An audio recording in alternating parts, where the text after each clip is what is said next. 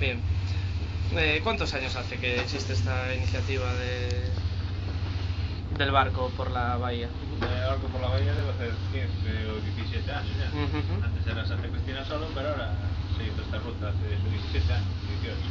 Y la ruta, o sea, exactamente empieza en la Marina. La Marina, se ven los castillos de San Antón, se ve el puerto deportivo, la Torre de Hércules, hacia afuera la Mera, el puerto exterior de Ferrol, Santa Cruz, Santa Cristina, Bastiagueiros, el puerto de pesquero de Oza, el puerto petrolero y el puerto comercial, todo en general.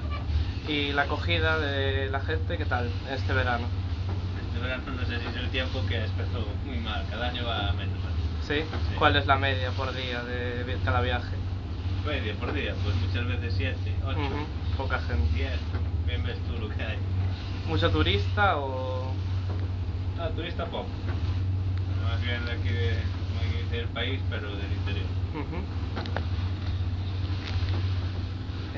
¿El recorrido anterior era similar o siempre fue así? Siempre fue así. El otro era solo Coruña-Santa Cristina. Después había otro Coruña-Ferrol, pero también se quitó porque no había mucha gente. Y este también por ahí lleva las trazas.